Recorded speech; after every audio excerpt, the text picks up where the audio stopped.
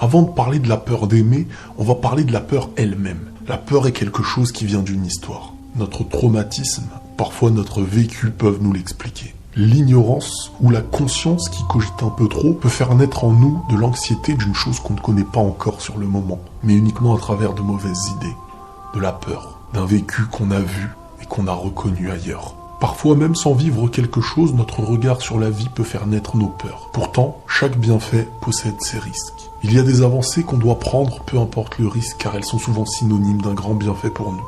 Mais le tout, c'est d'avancer avec les bonnes chaussures vers la bonne direction. Pour la majorité, la peur vient d'un mauvais souvenir, d'une expérience qui nous a détruits par le passé. Et depuis, on n'a qu'une seule chose en tête, faire en sorte que jamais ça se reproduise. Et malheureusement, pour éviter que ça se reproduise, beaucoup parmi nous s'interdisent d'aimer. C'est souvent quand on a déjà connu ce qui fait mal, qu'on a de plus en plus de difficultés de s'y approcher de nouveau. Vous savez, c'est pas le fait d'aimer qui inquiète l'homme. Ce n'est pas de se diriger vers quelque chose de bon, de vivre à deux, d'être heureux. Ça ne fait peur à personne, ça au contraire, c'est un espoir. On veut tous avancer vers ça. C'est surtout ce que ça implique.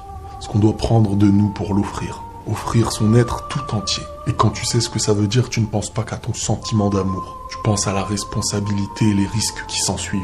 Car avant d'être prêt, tu dois avoir fait le deuil d'hier. C'est comme en comparaison avoir un entraînement nécessaire avant un combat. Tu n'es plus l'unique responsable de tes douleurs. C'est ça qui fait peur en fait. Avant, tu devais contrôler tes pas pour ne pas tomber et te faire mal. Aujourd'hui, tu offres un petit peu les clés de ton cœur à quelqu'un. Quand le risque d'une douleur de notre être vient d'ailleurs, c'est normal un peu de faire naître de la peur. Peu importe ton bouclier, tu viens d'en donner les clés. Le couple, c'est s'engager à deux. Mais aussi, offrir son cœur à quelqu'un qui pourrait le perdre. Il y a une super belle phrase qui est très réaliste et qui disait à peu près « Rien de plus dangereux qu'une personne qui détient ton cœur dans ses mains sans que tu puisses avoir le sien ».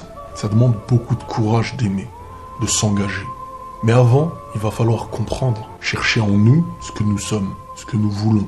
Et là, on vient dans le travail de nous à nous avant d'être dans le travail à deux. Se demander si notre construction individuelle existe et ne pas attendre d'un couple ou d'une relation amicale ou peu importe la relation que l'autre vienne à construire pour nous. Personne ne construira à notre place. Peu importe son degré d'amour envers nous. On peut être entouré et aimé de tous, qu'il y a des choses qui ne dépendent que de nous.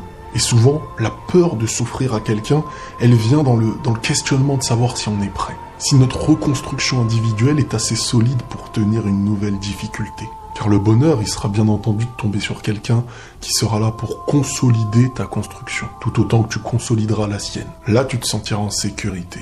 Et là, tu pourras construire encore bien plus gros. Vous ne serez plus deux, vous ne serez qu'une personne. Vous avancerez dans la même direction et chacun sera une épaule pour l'autre. Le manque de confiance du passé se transformera en courage, et plus il y aura de la confiance, plus tu auras envie de prouver. D'où l'importance de prendre en compte la raison qui te dirigera vers ce qui est bon pour toi. La raison qui choisit quelqu'un qui construit comme toi. Car à mes yeux, en tout cas, il faut les mêmes piliers à la construction d'un couple. Et même quand les sentiments dirigent vers une mauvaise direction, il faut savoir ne pas toujours s'y diriger. Car en fin de compte, c'est l'idéalisation qui nous fait aimer.